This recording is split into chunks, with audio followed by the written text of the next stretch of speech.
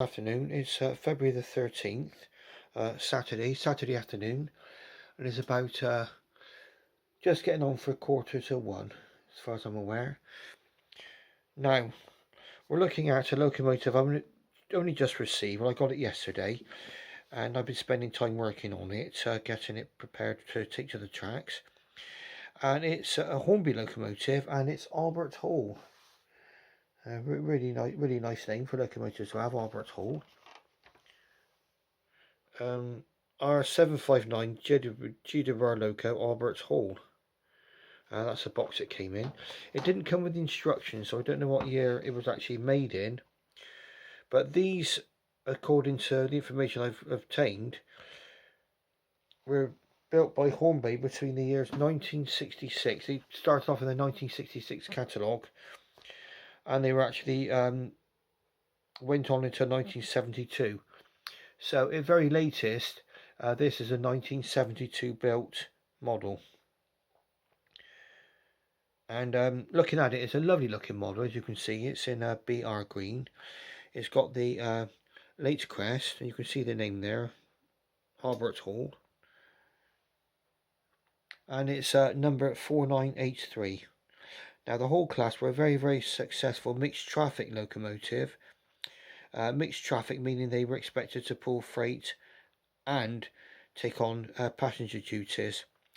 And in fact, they deputised on many times on where higher class locomotives like Castles and Kings had failed, and these were actually called up to deputise, and they were still able to keep time on many occasions. So they're very capable locomotives, capable of very high speeds. And I mean, this particular one here I bought on eBay, the model itself. Now, if we go back to the actual locomotive itself, it was built in January of 1931, and it was withdrawn in December of 1963 and broken up at Swindon Works, so it didn't make it to preservation. A number of these locomotives did make it to preservation, but not this one, unfortunately. There were 258 of these built in this particular form, and there was a further series of modified halls built after that. The designer was Charles Benjamin Collett. Okay, and they were actually, these particular locomotives were built between 1928 and 1943. They were first allocated to Cornwall, where they acquitted themselves very well. Now, what we're going to do is we're going to have a look and see what this one runs like. Now, bear in mind, this is probably at least 49 years old, this locomotive. It arrived in lovely condition. So thank you very much to the seller. Now we're going to see if we can put her into reverse. You'll see it's pulling away quite well there. It's a little bit jittery over points at the moment, but that's to be easily excused. There we are. It seems to go over there quite well now. The locomotive is loosening up quite nicely now. It was quite gunged up, and it needed to be cleaned and everything else. I've gone through it completely, dismantled it and cleaned it. The only thing I've not taken apart is the motor. I've given the motor a nice cleaning, re-oiled it. Now we're going to change the points to take us onto the main line.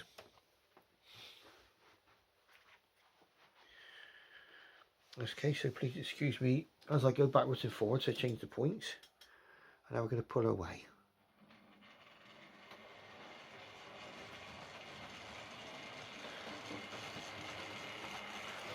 Obviously you can hear the motor going on it.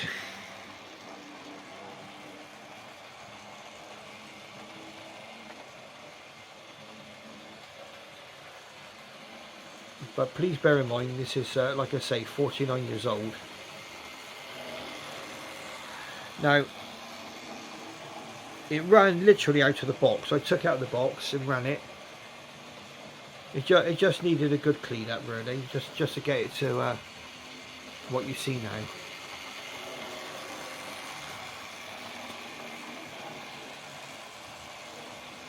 And we'll have a nice close look at her as well in a moment.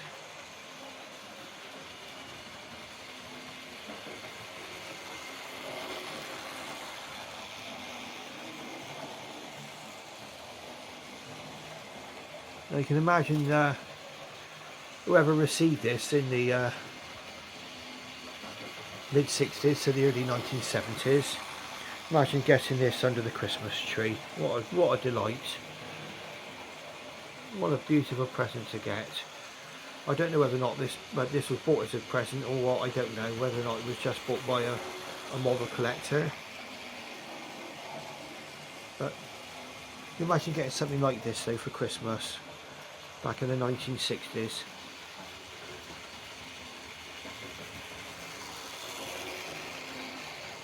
Putting my little rake of Great Western coaches, my usual Hornby coaches.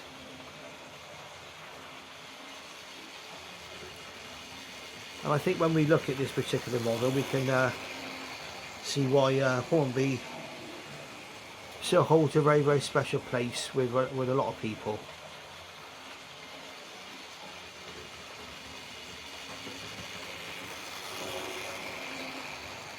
Now what we're going to do is we're going to stop her in just a moment, just have a closer look. That we'll do that now. There we go. Now then, we've poured in nicely. It's what they call a 460 locomotive, so it's got 4 leading wheels, 6 driving wheels and no training wheels. Obviously it's got the tender behind. You can see in the lovely green of that now, and all the lovely brasswork and everything else. This would have been how the model would have been as it came out of the box as a brand new locomotive. It's absolutely perfect. Look at that. Isn't it beautiful?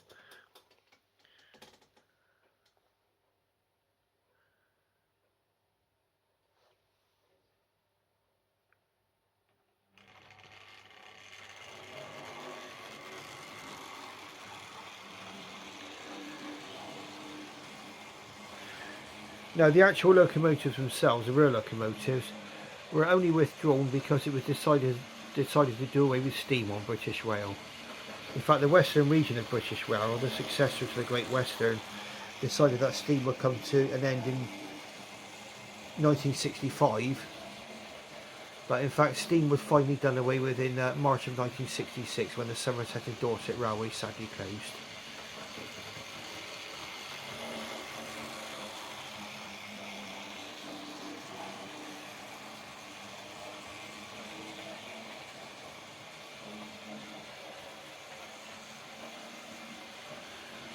Now as far as the model's concerned, it's got a fair bit of moulded in detail.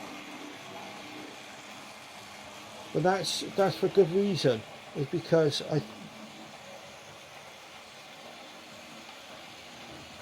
now we're going to go to even a much later model by Hornby.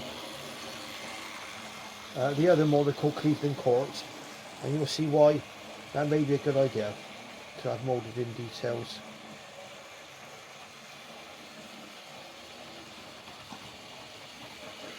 Now the other locomotive, Cleveland Court, you can see parts up there, that's featured in other videos. Lovely BR livery, lined black. Not suitable for children under 36 months. So these locomotives were intended to be played with or used by somebody 3 years of age and upwards. Now if you see the more detailed offerings now from people like Hornby, I think they're saying that they should not be played with by anybody under the age of 14. I mean, the Hornby do produce a railroad range which have probably got a similar level of detail to this, but I think really if you putting aside the fact that some of these details are moulded on here, I'll explain which ones are that I know of. You can see there, just about picked out, are the levers on the front there, on the front of the smoke box. Now on a more up-to-date model, they would be done as a separately fitted part. In fact, that's not a separately fitted part at all. Okay, as far as I'm aware, yeah, the handrails are moulded on and then painted silver. Okay. It's got no separately fitted vacuum pipes there.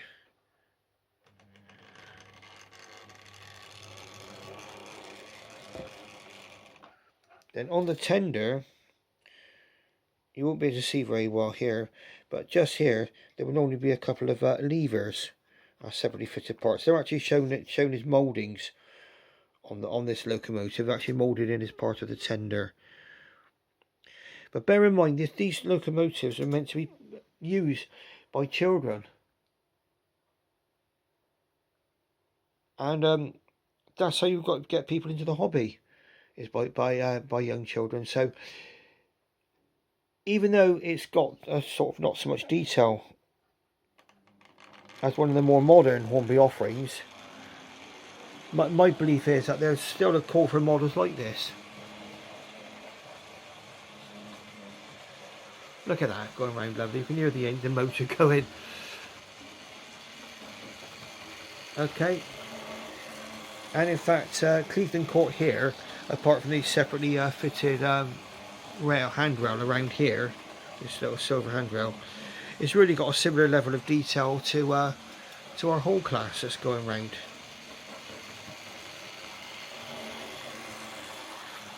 Now, being Albert's Hall, of course, it sort of made me think of the Royal Albert's Hall. And I was thinking of playing a little bit of a piece of music as this went round, but apparently I would get into a lot of trouble over copyright, so that cannot be done. And so unfortunately you'll never get to hear that piece of music, not on my channel, or you'll never get to know what it was, sadly. Which is a shame, because I'd like to add music to my videos. I think there's a library of music you can use, but I don't think there's anything that I had in mind.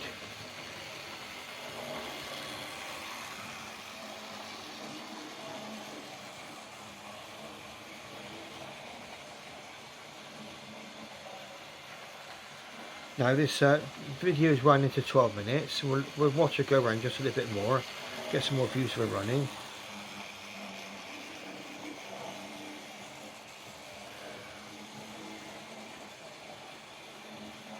You imagine it's knocking up towards, is at least probably 49 years old. I can't get over that. It's fantastic. And you know, thank you to the previous owner who kept it in such lovely condition, including the box. Look at that. The only thing that didn't come with it was the instructions. But I managed to print those off, so I've got instructions about how to service this locomotive and all the parts which are contained within it.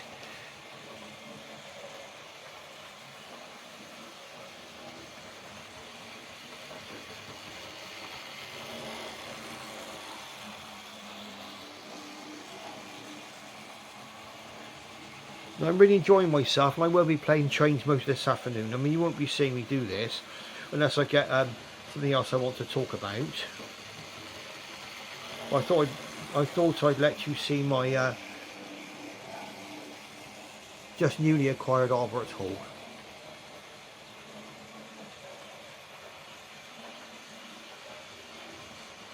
And in fact, if this was anything to go by, I will be looking for more and more vintage Hornby in the 00 scale.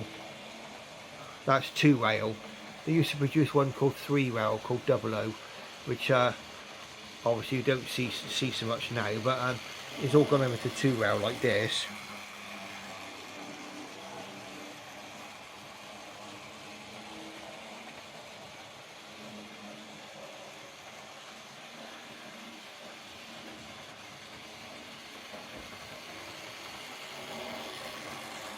Okay, so what we're going to do now is we're going to bring her around into the station, and we'll have one last look at her close up. We're just going to stop her at the signal up there, and of course we have to change the points back.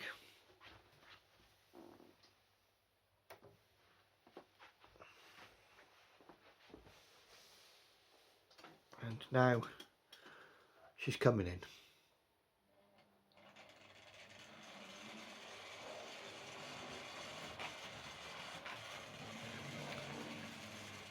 a slight clonk on the points there, but I think once the locomotive's loosened up a little bit more, it'll be go over those points a lot more smoothly. There we are, Albert's Hall. Beautiful.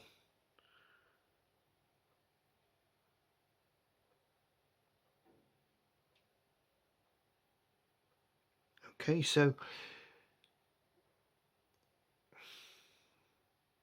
I think if you want me to sum up why I like this hobby so much, I mean, this is it. When I get a lovely locomotive like this arrive in the post. Okay, so well, thank you very much, and thank you very much for watching. And if you like what you see, obviously click on like, and if you wish to subscribe, just click on subscribe. And what subscribing would do would just alert you to more of my videos when I make them. Okay, and we'll say farewell now from my model railway layout, and thank you very much for watching. Thank you. Bye bye.